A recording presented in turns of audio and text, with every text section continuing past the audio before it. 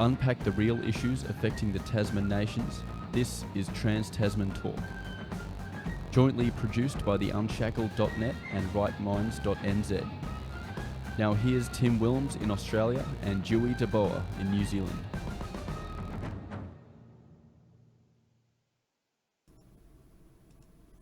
Hello and good evening. Welcome to this week's show. The date is Tuesday, the 26th of November 2019. It is 7 p.m. here in Melbourne. We are starting right on the dot. We are live on the Unshackled's YouTube channel. You can participate in the show by commenting in the live chat. And because we are on the Unshacked's main channel, you can also directly through YouTube send through a super chat. So please do throughout the show. And it is 9 p.m. here in Auckland. We are live on the Right Minds NZ YouTube channel. You can comment there, and it will be good to see all of you in the chat this evening.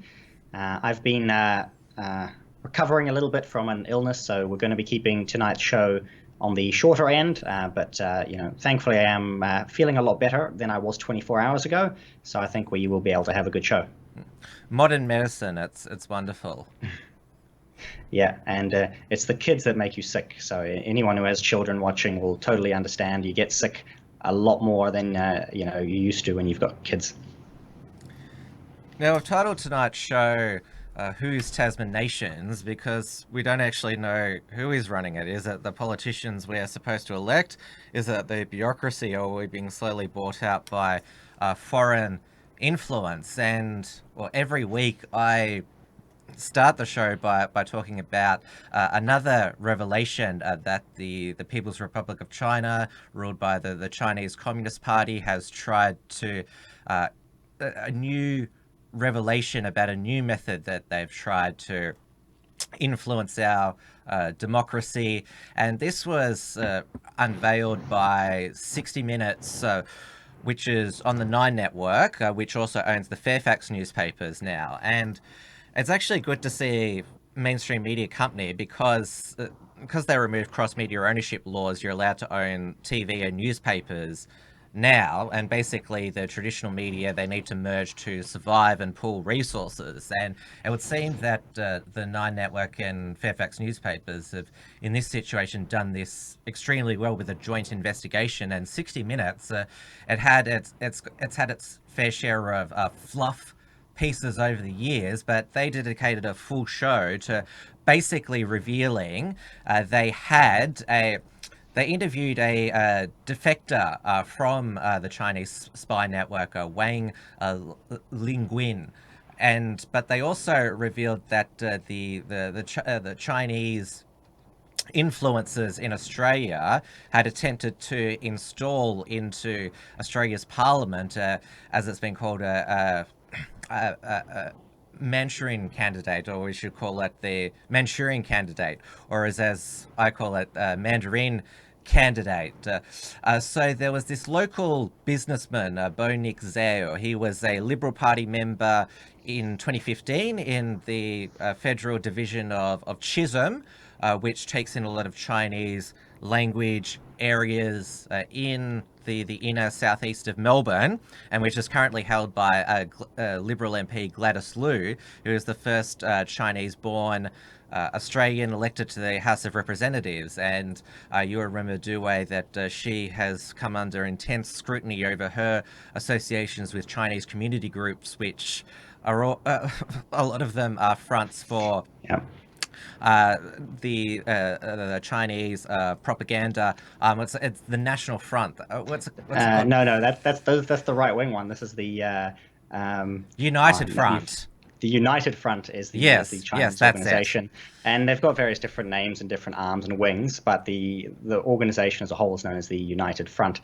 And I've just been told in the chat that we are live on the BFD as well. I hadn't had any time today or energy today to put together a pre-show and put anything. I hadn't promoted this anywhere, so thank you very much to Spanish Bride for doing that for me. And so I'm a little bit disorganized, and I will be even more disorganized in the coming months, but thanks to everyone else who's picking up the slack. And the United Front is very much active in New Zealand. We talk about it on almost every show, but the Chinese influencers are out buying candidates, offering $100,000 to the National Party for another Chinese candidate. We have a former Chinese intelligence operative in Parliament as part of the National Party. We've got a Labour MP sitting on the Justice Committee who is he's chairing the Justice Committee, and he is a big fan of the communist government as well. So it's this in New Zealand. This is not a big revelation, yet it's not something that's ever talked about. Very few people know about all of this because the media likewise has all of this very heavy CCP influence, and they obviously aren't going to talk about where all of this money is coming from.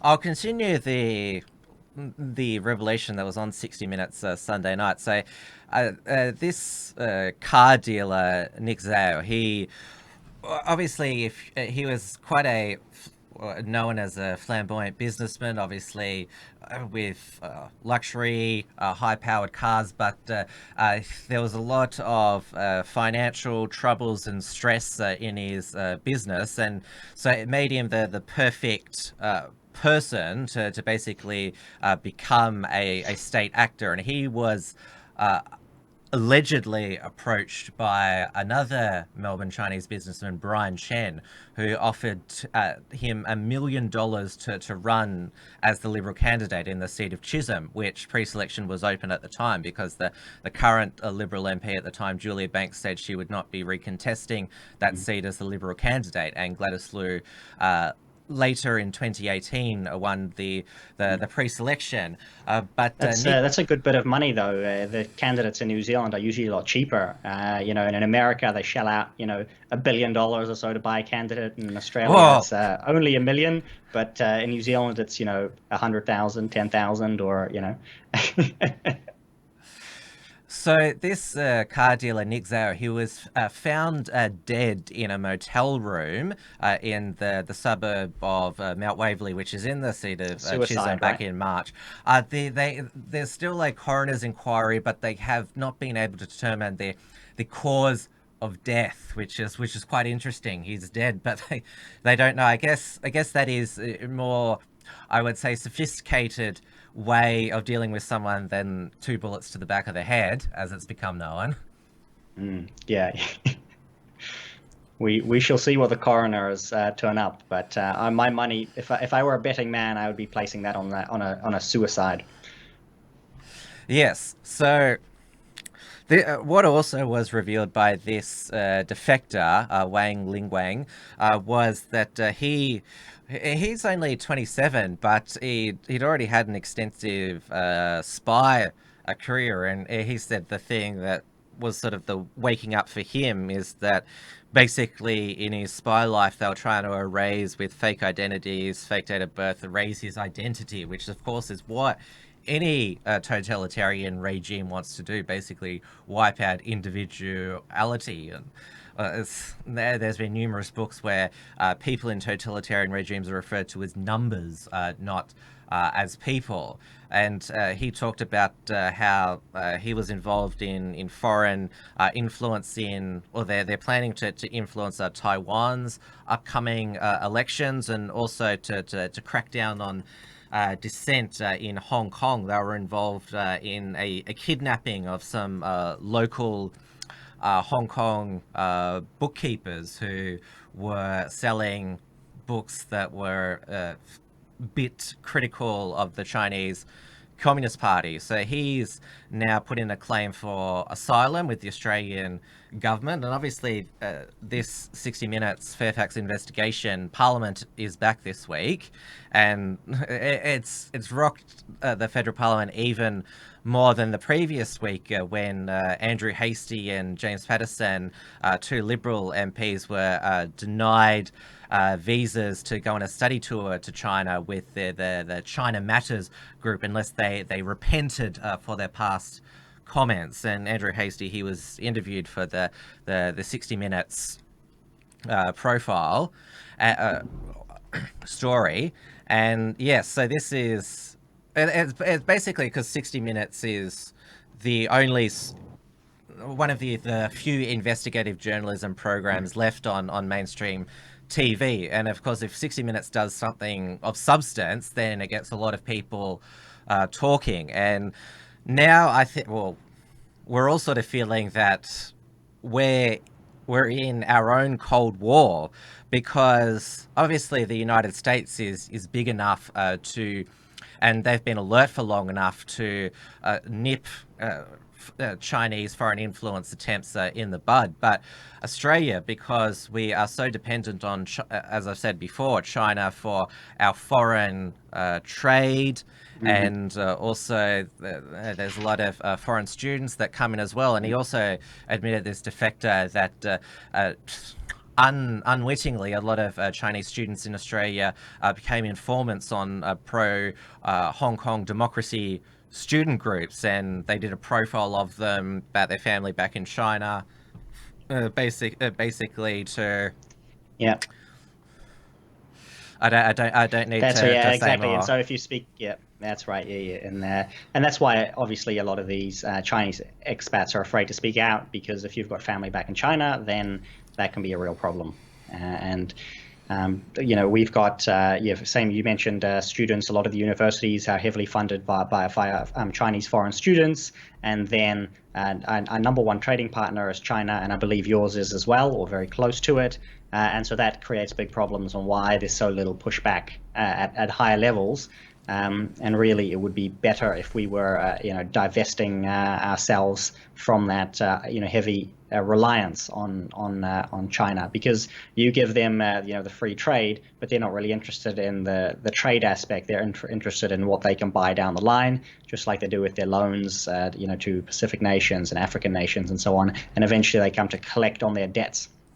Well, it's just broken in the last 24 hours that China has bought probably our most iconic dairy company, Lion Dairy, which has the milk brands Pura, which if you go into one of the Woolworths and Coles, you'll see Pura on sale. Dairy Farmers milk, that's another iconic brand. Big M, chocolate flavored milk, and Dare iced coffee. Basically, I would say our most well-known milk brands are now going to be owned by a Chinese dairy company. And of course, everyone's been aware of the empty baby formula shelves in supermarkets for the past 2 years, and that all is being shipped back to China, and that is milk powder for infants. And now this is actually a physical milk. And yeah, that's and I mentioned the baby formula because everyone's seen what all of it going to China has resulted in, and obviously freaked out that basically, because fresh milk, we use it every day in coffee, cereal, everything, and now it's going to be owned by China. You'll see some prices. You'll see some price increases likely, much like we've seen in New Zealand here. A lot of dairy just keeps going up in price because they can get more of it. They pay higher prices overseas, so we pay higher prices here in New Zealand.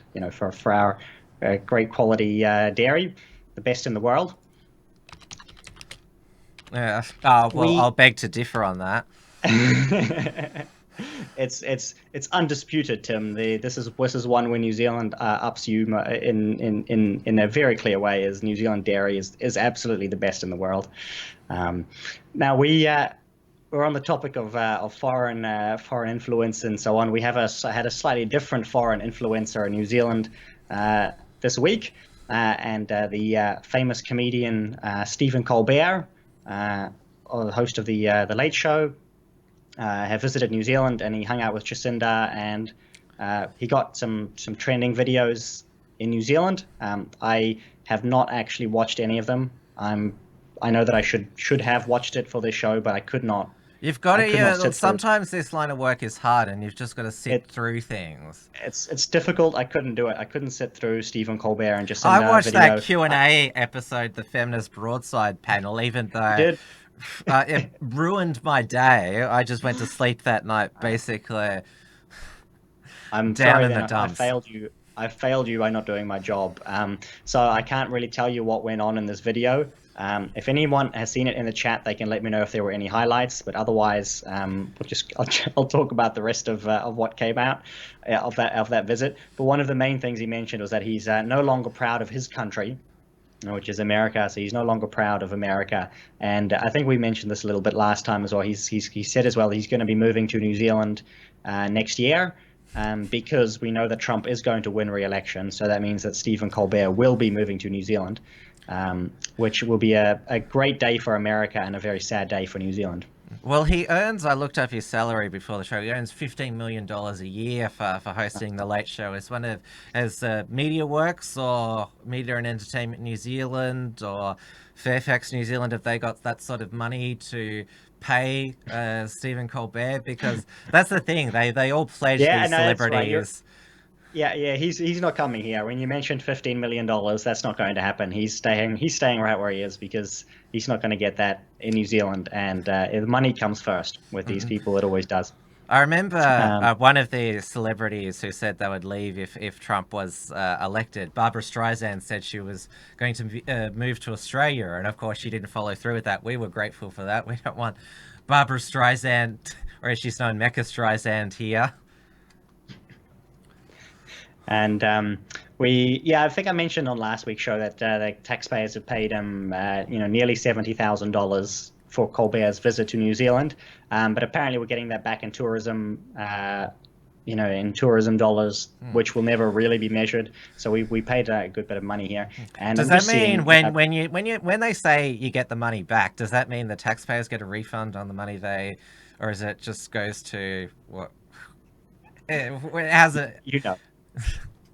We always get screwed. If you're the taxpayer, the answer is you always lose. Always. Yeah, there's never a taxpayer dividend. No. I wish that would be nice, wouldn't it? We do have like tax breaks if you have kids. I talked about this before. Jacinda pays you a lot of money to have kids, so that's the way to get your taxpayer dividend is to just have more kids. So it's the one big benefit of Jacinda is you get lots more money for having children. And I think you've mentioned that before, and that's one of the good policies, encouraging the local population to increase the birth rate, stabilize the population with local born future citizens rather than just importing them. And Jacinda Ardern has led by example. She's had a baby in office. That's right, she has, and they have decreased immigration numbers slightly, I believe, but a lot of that is due to New Zealanders leaving the country. So the net immigration levels climb more slowly. So yeah, there's a little silver lining on the Labour New Zealand First Green government. That's the tiny little bit of the good thing that we're getting out of them. And I got to finish up this little segment with the joke from Stephen Colbert that actually made me laugh. He asked if he could be taught how to play rugby, and he said, "We have a team in the United States called the All Whites, and it's the Republican Party." There is a New Zealand team called the All Whites. That's exactly. What the soccer team is called. It's what the soccer team is called. But he was making a funny political joke, and we were talking a little bit about, was it last week, about the Groypers and so on. But they are pointing out the fact that it is actually true is that the majority of the Republican, upwards of 90% of the Republican voters are white, which is obviously his joke there, and that the more people they can bring in who are not white, they will automatically vote for the Democrat Party. So Stephen Colbert, he's making a subliminal message there, saying that, well, that's the same. It's alt-right talking points coming from Stephen Colbert. So yeah. It's also been a week of political lawsuits in both our nations. We had in Australia announced on Monday, it goes way back to June 2018 when Liberal Democrats, then Senator David Leyonhjelm, got into a spat with the Green Senator Sarah Hanson-Young. it was after the horrific rape and murder of Melbourne comedian Eurydice Dixon, and Senator Fraser Anning put up a motion in the Senate that women should be allowed to defend themselves with pepper spray and carry other types of... As they should. Yes, but of course, to the feminists, you shouldn't. Women shouldn't need to carry things to defend themselves or learn self-defense. So you should teach men not to rape. And there were obviously the Greens opposed this, and it wasn't recorded on Hansard, but Sarah Hanson-Young said that. Well, women wouldn't need these things if men didn't rape. And David Leyonhjelm interpreted that comment as all men are rapists. And he interjected to her, you should stop shagging men. And then they had an altercation in the corridors, a verbal one, I should say, where she called him a creep, and he told her, as he has repeatedly done to a lot of people who piss him off, David Leyonhjelm told her to fuck off. But the thing was that David Leyonhjelm repeated his interpretation of her comment outside of the Parliament in two interviews on Sky News and 3AW. It was on the Outsiders program that he probably made what sort of really turbocharged this, because he said the reason why he made the stop shagging men comment is because he said she's had boyfriends, the rumours about her are well known.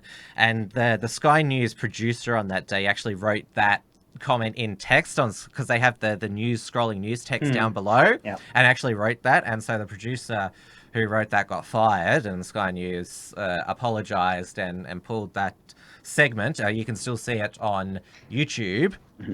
But yes, because Leyonhjelm refused to apologise, and Sarah Hanson-Young, I'll get the exact quote here, that Sarah Hanson-Young felt bullied and intimidated when the comments were made in the Senate chamber, and said that she'd been slut-shamed. And so this is both sides did crowdfundings for their legal expenses. Sarah Hanson-Young says she wasn't doing it for herself, but for all women who'd experienced this. And there was another, I would say, re-emergence of this topic at the end of 2018, where then National Senator, he's not in the Parliament anymore, Barry O'Sullivan, he was criticising Sarah Hanson-Young for calling for inquiries and then not turning up to them. And he believed that this was similar to conduct that former Senator Nick Xenophon had done. And he said in the Senate, there's a bit of Nick Xenophon in her. I don't mean that as a double reference, but there's a bit of Xenophon in her.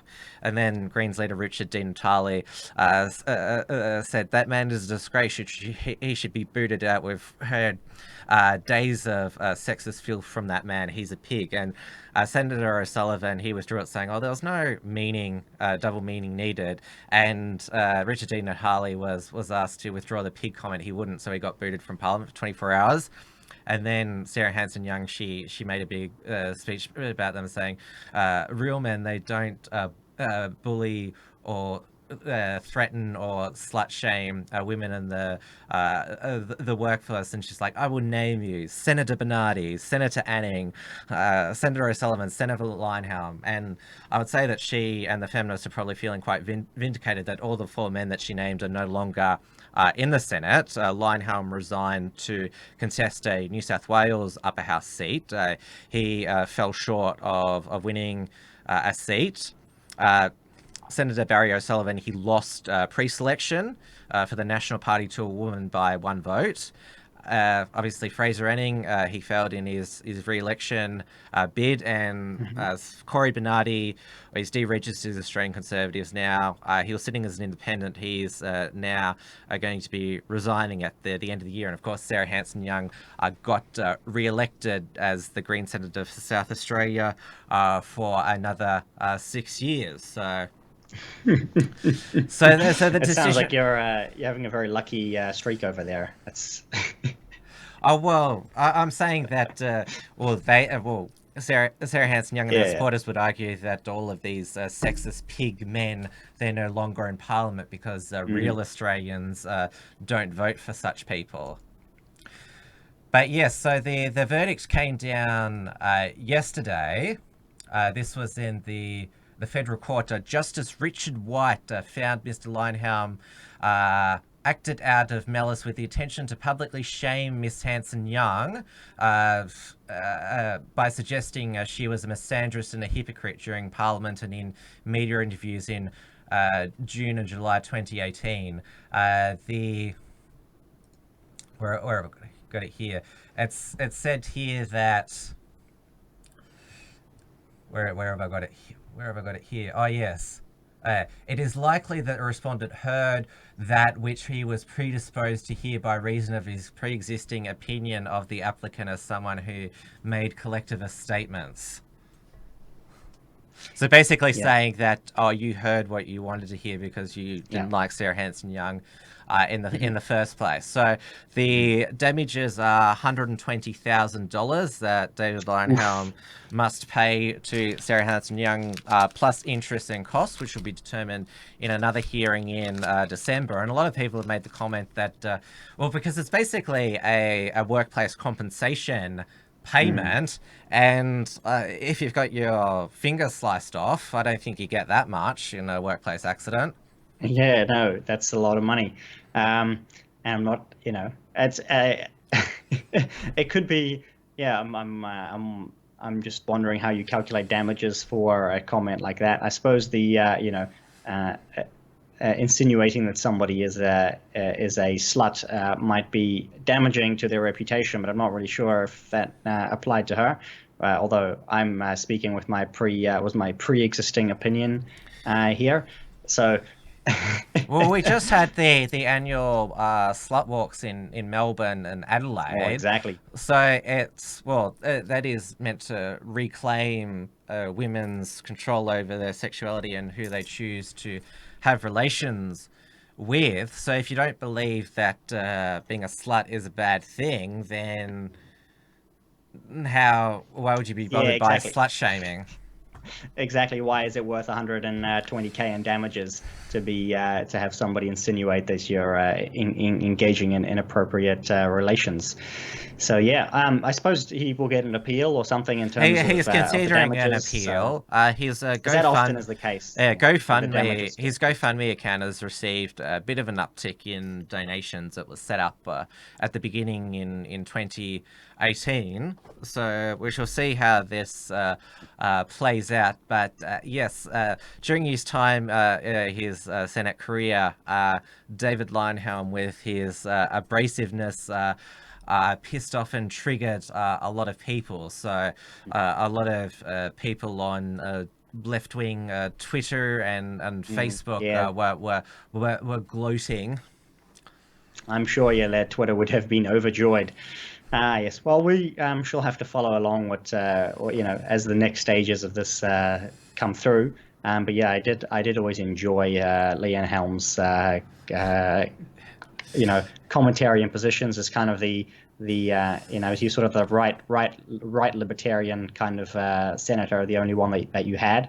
So he definitely was the only one who I had been aware of and following in your Senate. He was the one making the international headlines. Yes, because he during the aftermath, because everyone was pressuring him to apologize, even Malcolm Turnbull, and he said, I wish the Prime Minister would stop being such a pussy about this, which I don't think a politician has described the Prime Minister in such language. No, that's very much in his character there. In New Zealand legal news, we also have a few new developments or updates. We've mentioned the New Zealand First and National Party legal disputes in the past, but they've kind of escalated a little bit under a similar line of parliamentary privilege this week. To give you a quick rundown, and a refresher for everyone. The dispute between New Zealand First and the National Party really started when when National leaked documents about Winston Peters receiving extra pension funds. So he had been claiming pension as a solo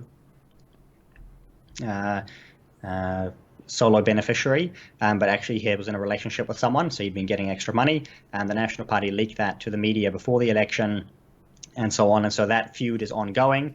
The New Zealand First Foundation has been revealed to be giving loans to the New Zealand First Party, and basically being accused of hiding who the donors are. So people donate to the foundation, and then the foundation campaigns and loans money to the party. Sounds like another political foundation. Yeah, exactly. The Clinton Foundation works in much the same way. And actually, a lot of these parties, like the National Party, has a foundation and so on, and there the investigations is currently still, I believe, an investigation going on into the National Party donations that they're getting from Chinese businessmen. So that's a similar kind of setup where they funnel money through these foundations. So all of these allegations were made by a leaker in New Zealand First, and then in Parliament, Nick Smith made some comments about the donations. He tabled an email that they had received from a New Zealand First lawyer. And he mentioned, and I need to find the exact details here. So he had said that it was all fraud, it was all false and malicious, and so on. And then but when he was outside of the House, he said he had to be very constrained and careful about his choice of words because he had been threatened to be sued. And so he's obviously very worried that he's going to be sued for these comments that he's made against the New Zealand First Foundations, the allegations that he's made.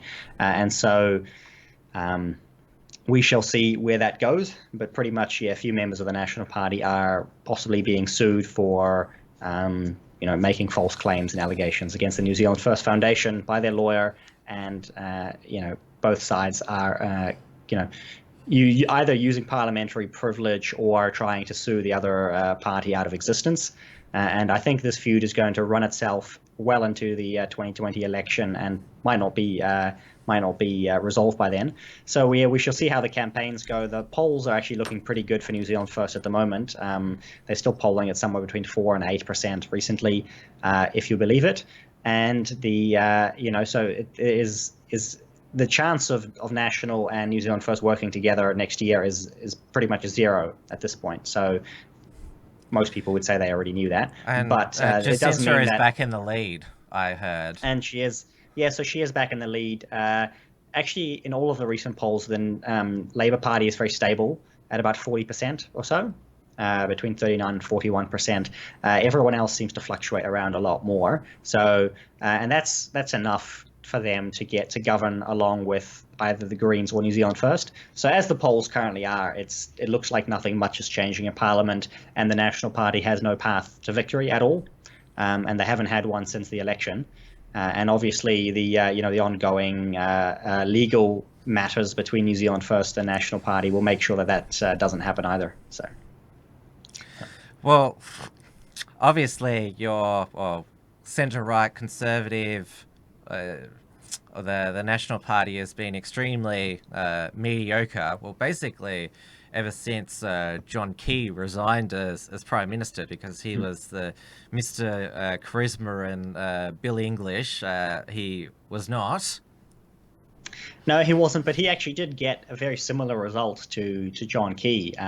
So the issue more is that they lost their friends, and so you need a coalition to govern under MMP. No one's ever governed alone. So the real issue that the National Party has is its inability to build a coalition.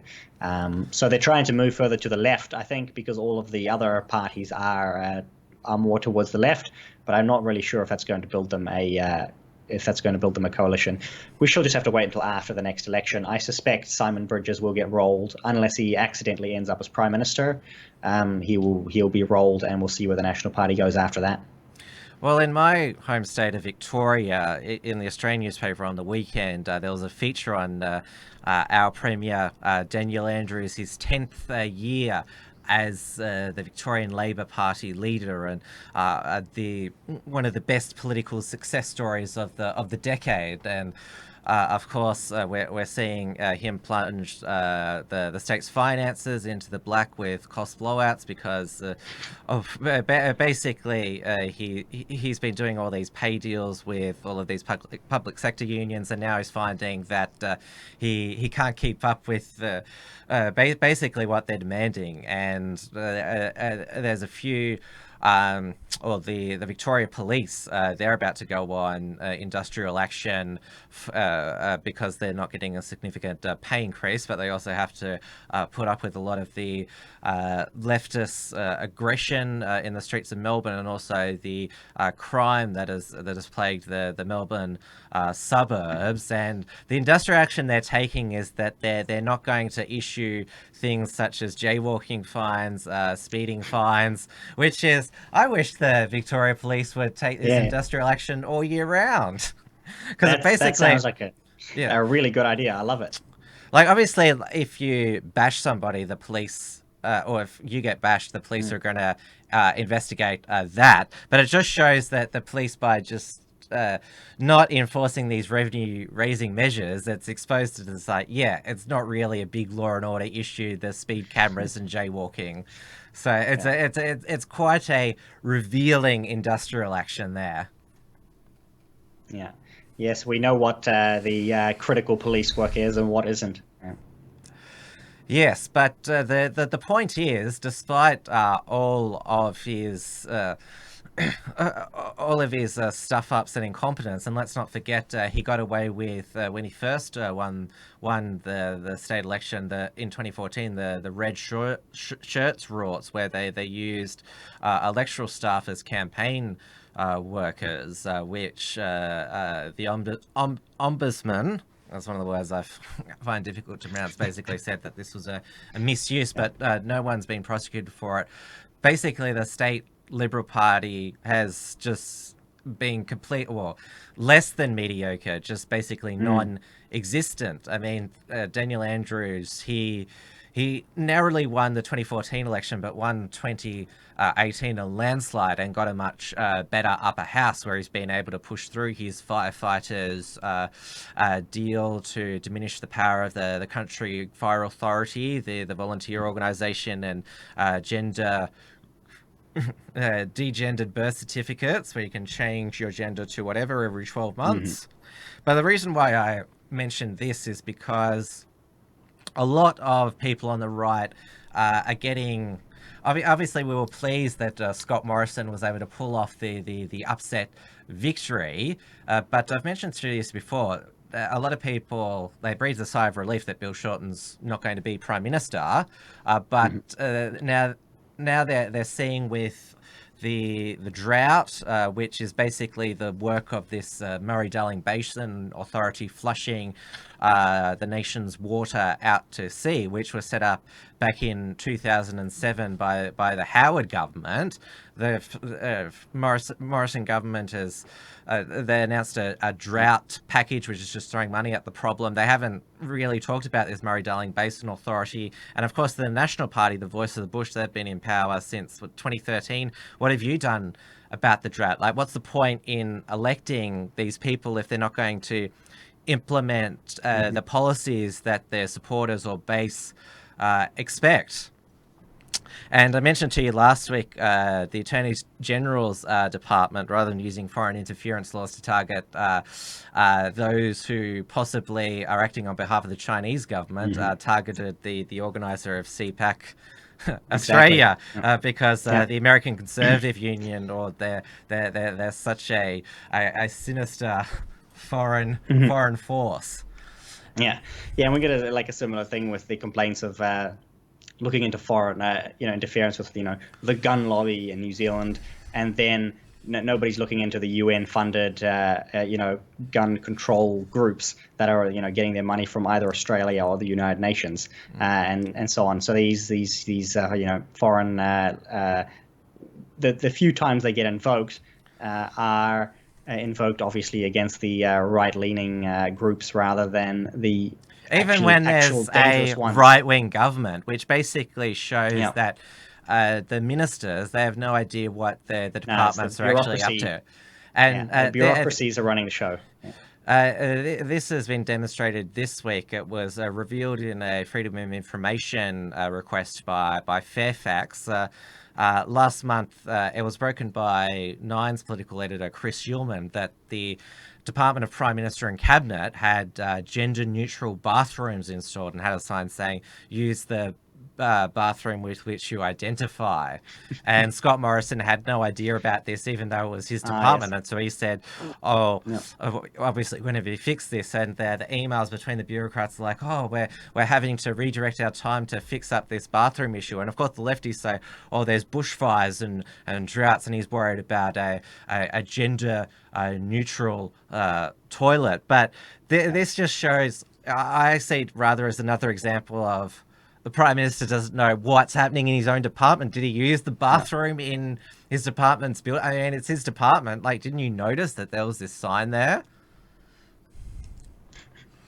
Exactly.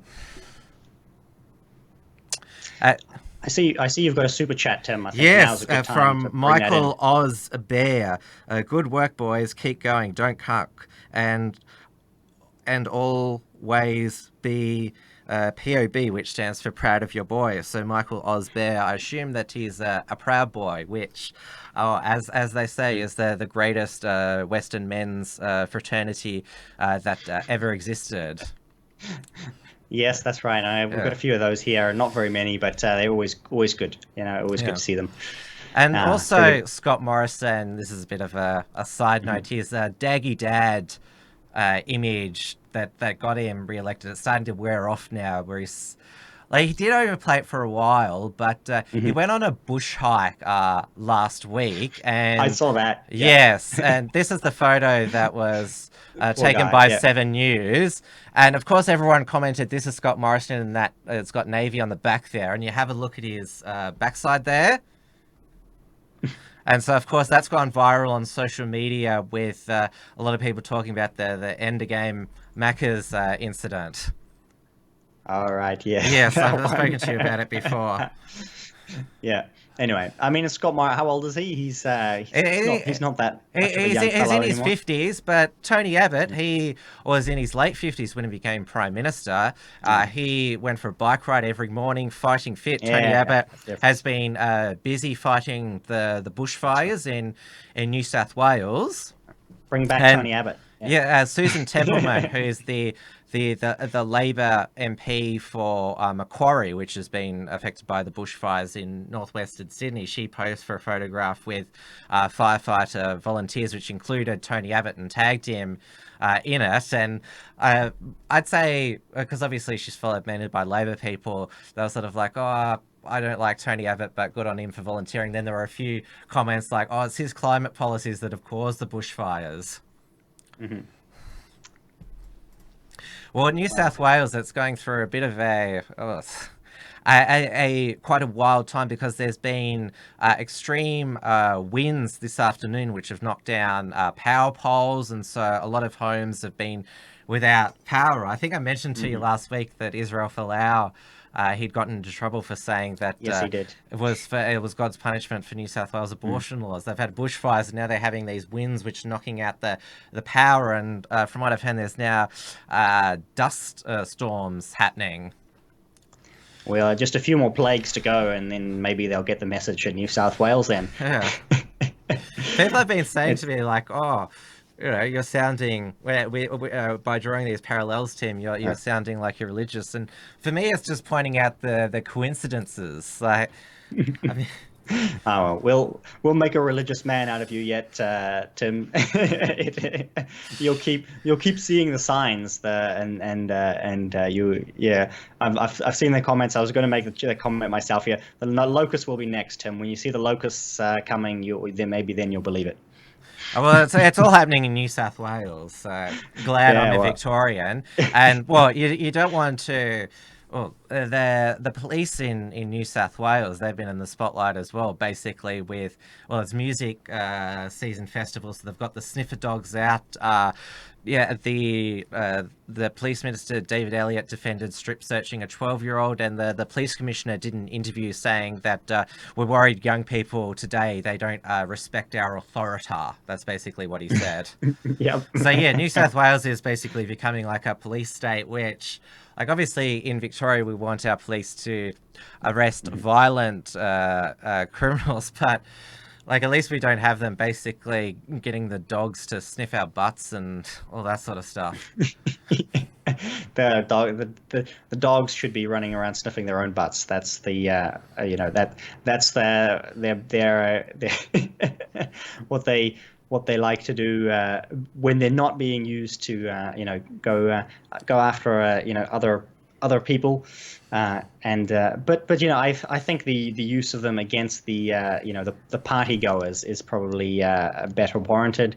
Here in New Zealand, they've actually stopped doing that. So the poor sniffer dogs are stuck wondering what they can do, and being put out of use, and so they are sniffing of their own kind rather than be out going after the young hooligans who are doing drugs at parties. Dogs just like, at the end of the day, they're the human companionship.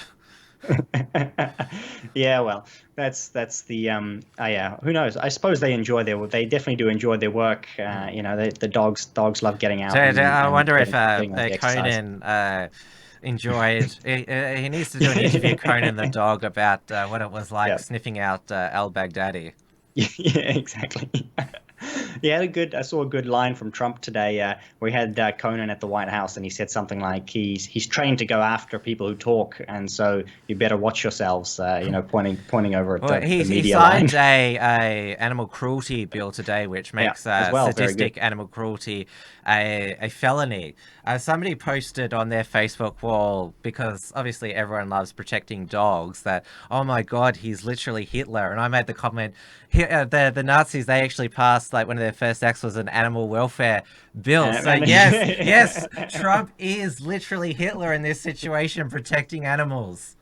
So I wonder if they're left, because they all have Trump derangement syndrome, whether they'll make that connection and say, look at the comparison.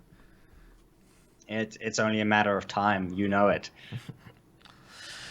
Shall we, since we're coming up to closing time, and I wanted to wrap this up a little bit shorter since I'm not quite mended yet, shall we do a rapid fire government failures little segment, or we do less than 30 seconds for each failure? I think we can't end the show without mentioning the banksters' latest high crimes and misdemeanors. Westpac, one of our big banks, they had been under investigation by our financial transactions regulator, Austrac, who uncovered that they'd facilitated 23 million illegal transactions, which were related to money laundering. They violated counter-terrorism laws, and also these transactions also funded child exploitation in the Philippines. And if you know anything about child exploitations in the Philippines, it's not just, well, any type of child abuse is abhorrent, but what happens over in the Philippines is, because it's still a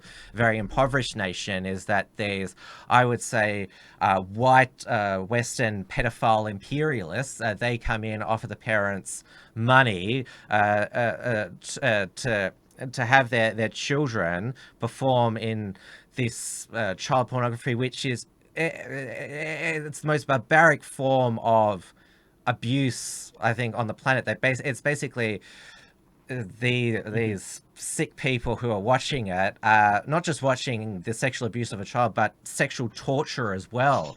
There was actually a case where a girl died from this sexual abuse. A lot of it's live streamed as well. It's truly abhorrent. These people are they're the evilest people, and that's what the elites are getting up to, and they call us conspiracy theorists for pointing this out, and it's always only a matter of time before the evidence comes along to back it up. So it was $11 billion in total, the illegal money, and now that ATSIC has launched a lawsuit against them. They could get fines up to the billions, but of course banks and other businesses that get fined, they just do hidden ways to pass it on to their customers. So you basically need to jail the managers and the CEOs. And the Westpac CEO, Brian Hartzner, he claimed last week that he didn't need to resign, but he resigned at 8 a.m. Australian time this morning. Everyone was saying at the end of last week, oh, do we have to play this game again where we have to bet on when he falls on his sword? And the chairman has said he's going to bring forward his retirement. Brian Hartzner, he'll leave with a $2.7 million golden handshake, which, well, if he's facilitated 23 million illegal transactions, I mean... Yeah, it's a spare change, right? Yes, but it was... but yeah, that's just and the fact that they pay him to go after all of this, he still walks away with millions of dollars. It's just crazy. It boggles the mind. Well, it's been reported in mainstream media today that Mr. Hartzner told a closed-door meeting that the bank had decided to cancel its Christmas party. Unfortunately, in this heightened media environment, it would not look good if we have our staff whooping it up with alcohol. And... if it were just alcohol, right? And he also claimed that the media had made out like the child exploitation scandal seems as though the world is ending. And he alleged that actually for people in mainstream Australia going about their daily lives, this is not a major issue, so we don't need to overcook this. Yeah, I'm sure that... parents who send children to school, they don't care if their child might be the victim of a pedophile. Yeah, totally makes sense. Exactly, and to think that the Australian people wouldn't care to find out that their elites and bankers were busy laundering millions or even billions of dollars to exploit children in the third world in the most depraved ways. That is what should be front page. That is far more important, or almost more important than just about anything else that could be going on. And this was the same bank that sent Patriot activist Blair Cottrell a letter back in June that they were closing his bank account for commercial reasons because he's a far-right extremist. And I played on the Uncockables last week Westpac's woke advertising, where they talked about how some refugees had come from Beirut to set up their some local Middle Eastern bakery, and they used Westpac merchant facilities. And then they also had they had an ad with this Westpac scholar who ran this multicultural LGBT support group. And it was actually the leader of this Westpac. She was actually like a really attractive Indian girl, and she was lesbian and sort of like,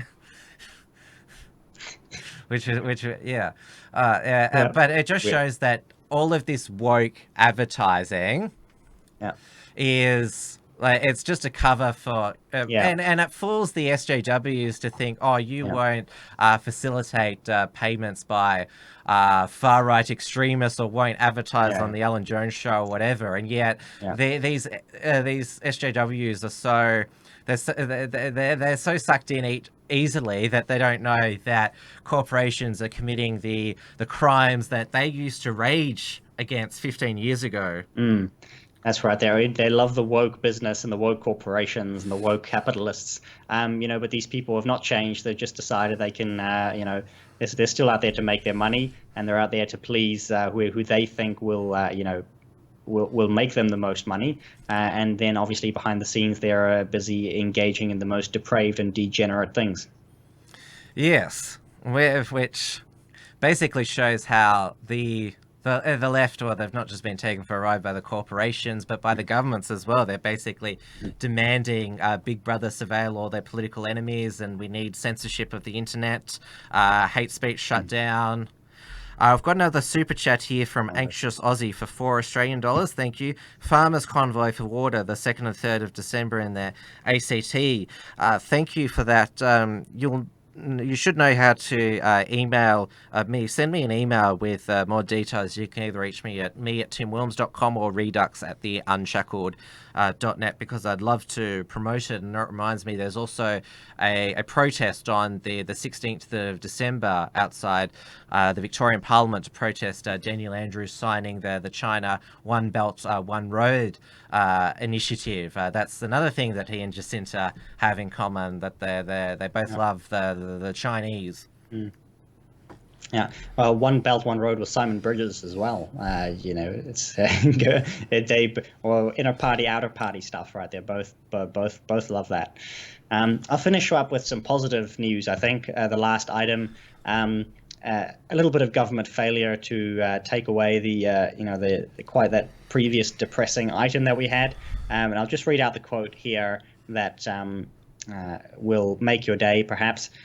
So we have this thing that the government is doing in New Zealand called Kiwi Build, and basically the government is building houses and going to sell them for a low price to first home buyers, so that you can get a nice communist built house by the government. So here's the quote. Yeah, News Hub can reveal that the government not only failed to sell some Kiwi builds to first home buyers, but it couldn't even flog them off to Housing New Zealand, as they didn't fit design standards.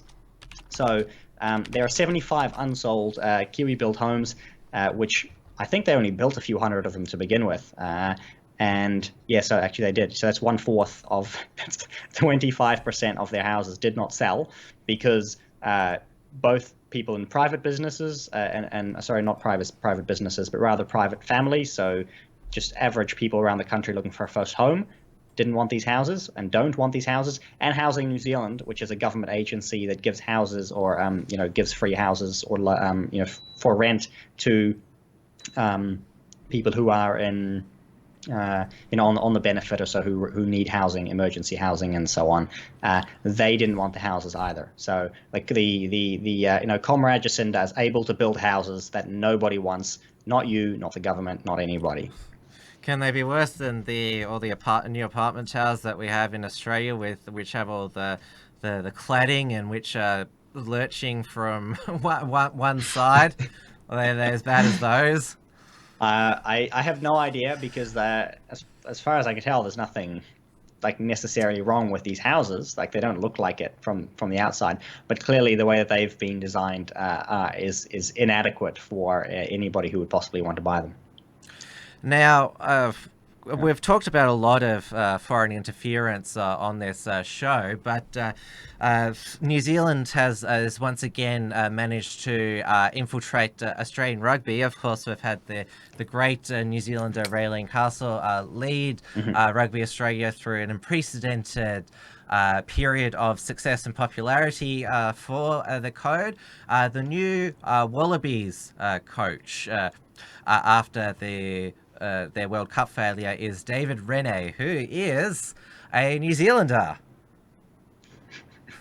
And it's also just broken in the past 24 hours that negotiations between Rugby Australia and their broadcast partner Foxtel have broken down, so they're having trouble flogging the broadcasting rights for people to actually watch the sport. So there needs to be some. Maybe they should get Raelene Castle to register as a foreign agent, given all this suspicious activity. You never know. Well, it could also be part of them going woke as well. The go woke, go broke. Hopefully, is hitting sports a little bit. Oh, not too much. I'm still a sporting nut. Oh yes, well, yeah. Well, you might be, but at some point you got to make you got to stand up for what you believe in, Tim. You got to say, don't give any more money to these businesses who have gone woke. And I might finish the show with a message because I just got a news alert in the past couple of hours that another child had been found unresponsive in a car due to heat, because it is coming summer. And during the weekend in Brisbane, 2 young children were found dead in a car park. Their mother has been charged with murder, and my opinion is that if you leave your children in a hot car, they just suffer severe brain damage. You should basically be locked up and thrown away. The key, it just seems to be happening. The death penalty, Tim. You've got to support the death penalty. It just seems to be happening more and more every summer, which I guess says a lot about modern parenting. So please, young parents, always, if you're going out to places with your children, take them out of the car, even if they're difficult in the supermarket. That is a small price to pay, rather than them cooking in a car, which on a 30-degree day can be 50 or 60 degrees, because this is such an appalling thing that's happening in Australia. Please, parents, take more responsibility, be better parents, and care for your children. Well, and we get very little punishment here in New Zealand for when these parents do neglect their children and children end up dead. And perhaps next week I'll cover a few more recent justice related items that have come up. But we have run out of time now, and as much as I promised to keep this show short, we haven't done that. It's too much fun, and we just can't stop talking. So I hope everyone's enjoyed the show as well.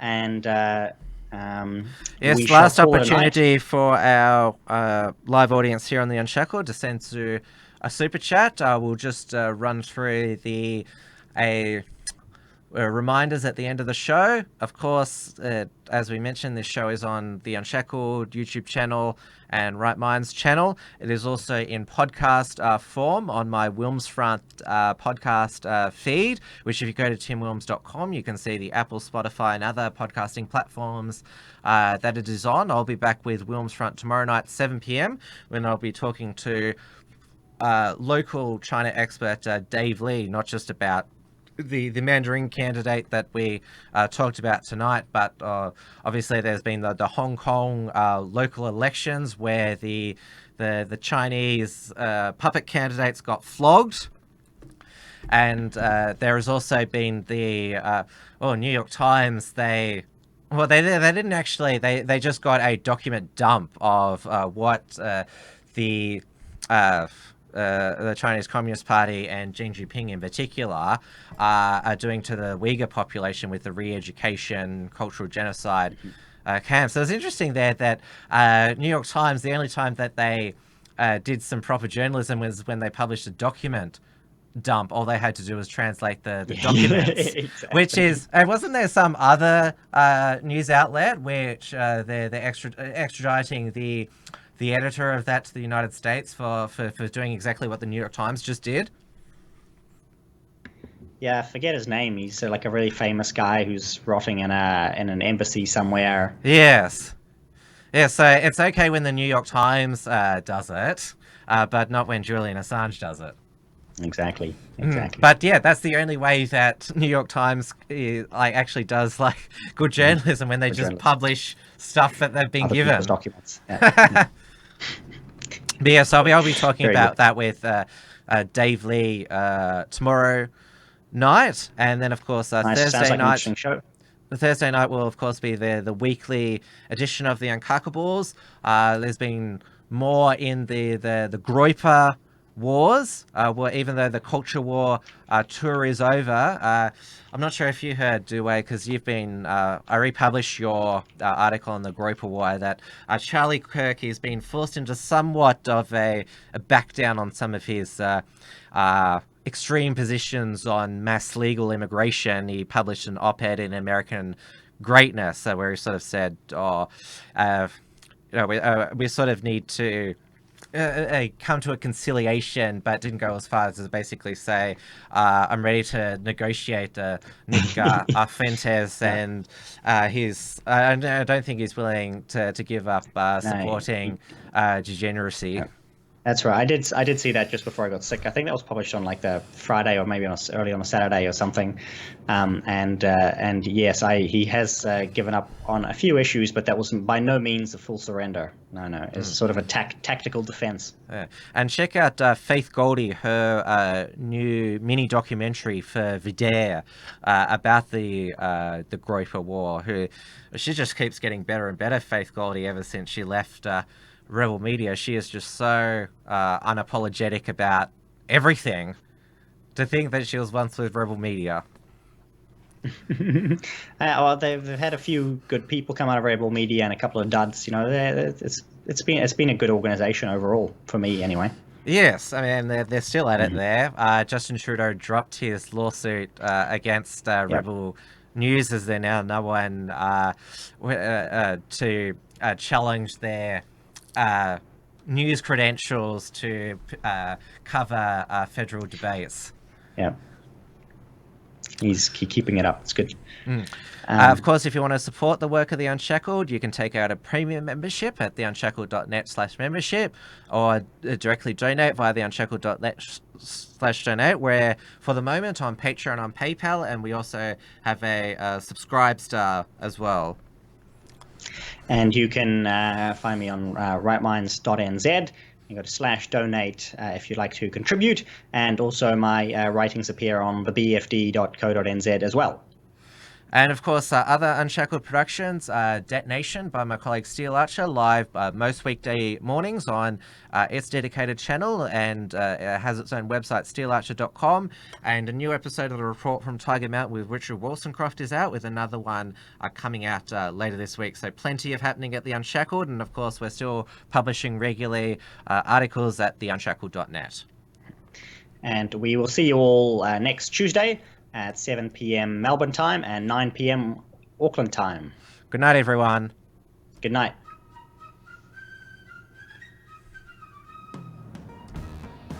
Thanks for tuning in to this week's edition of Trans Tasman Talk. To keep up with the latest real news and analysis from the Tasman Nations, visit theunshackled.net and rightminds.nz.